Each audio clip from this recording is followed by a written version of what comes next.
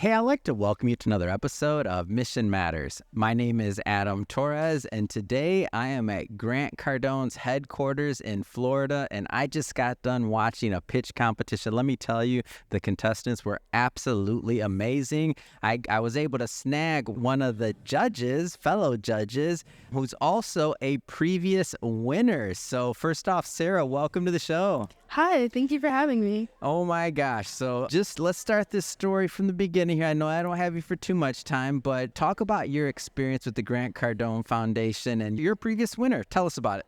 Okay, so I was actually placed in the Tumani program by a complete random situation. There's a youth employment program that we do in DC, and I just happened to get their site. And we're sitting here, talking about social emotional learning, and then we start talking about entrepreneurship. And they go, write out a business plan. I just look at them like, I've never done this before, but okay.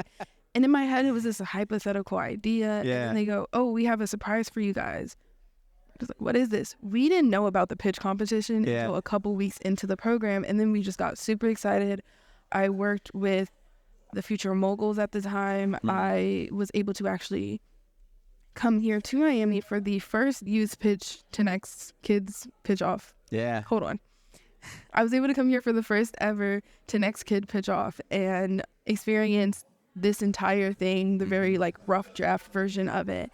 And I placed second, and I won $7,000 for my eco-friendly clothing brand, Beware Apparel. So then I came back to Tumani because once you are with them, it's really family. So I was just like, can I come back? I was actually studying abroad for most of the summer, but I came back for that last week to pitch coach unofficially, just kind of help out, give feedback, share my experience, and then do the journey with them. Yeah. Just kind of as moral support from someone who is doing it right alongside them. Yeah.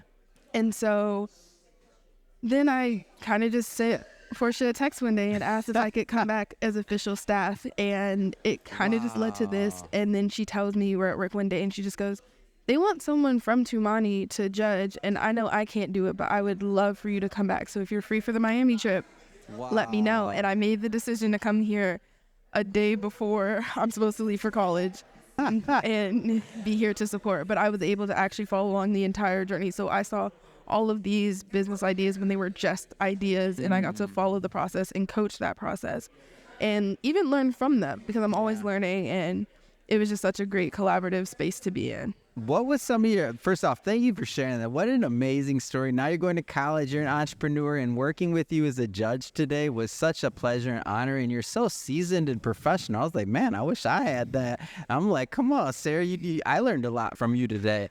What was some of your, for everybody that's at home and couldn't be here today, what was some of your favorite parts or highlights from today's pitch competition?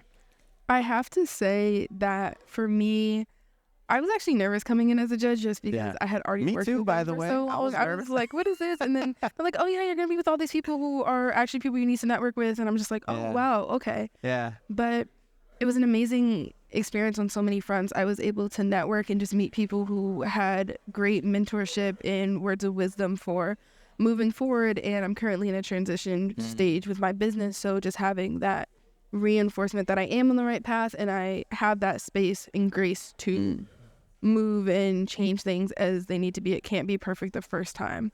But then also to have worked with these students for 5 weeks on their businesses and then see them, I've never seen them pitch like that before. And I watched the pitch 100 times at least. And so you got to see them like game on, pressure, energy. You got to see it all. So great. And then I was able to really give them, before my feedback was more oriented towards the pitch, I was able to just give them the advice of just how I felt about their business concept as a whole and have that real conversation with them. And I'm just so excited for all the possibilities for their businesses, potential partnerships with them, and just continuing to cultivate and create those relationships. Amazing. Last question, top 1 to 2 pitches or whatever you want to comment on. I know these are all your babies. You work with all of them, so we're not saying, but just top idea or 2 that stuck out to you. I think that for the uniqueness of it, definitely Trinity, and not just because she placed first, but because she is in an industry that I didn't even think of when we were thinking of businesses. And it's esports. It's esports, gaming. I don't know anything about it, but I do know that there is an issue. I didn't realize that I couldn't think about what the solution was. Yeah. In my head, it was just like, oh, well, that's because racism and prejudice are a thing in life. And she goes, no, this is how we fix it in this specific community. Wow. And she had such a clear and beautiful plan for that. And then a lot of people thought that I was going to say this anyway, because Chris is also doing a clothing brand, but he's approaching it from such a unique angle. And I think I actually said this when giving him his feedback, that we see people being inclusive via plus size and just adding size ranges, but he's really taking that and making it personal to each individual, which is so important in fashion, and also really keeps the person at heart. It doesn't feel like he's a company trying to gain points in diversity by saying, oh, well, we have these extra sizes, and he's addressing a real issue, and it's super creative and fun. All right. So last thing I want you to do, Sarah, I want you to look into the camera and tell everyone why they should be supporting Grant Cardone Foundation and the Pitch Off competition. All right. So if you weren't just moved by the story I just told, this story is for everybody. We've had kids not pitch the first year and then come back and realize, hey, I missed this opportunity. I need to be here. I need to do this. You should support the Grant Cardone Foundation, because his work goes deeper than the money, goes deeper than the business aspect, the real estate, anything he does. It all comes home to pushing that message and returning. Everything he does, he wants to give to other people and 10x what he's giving to people.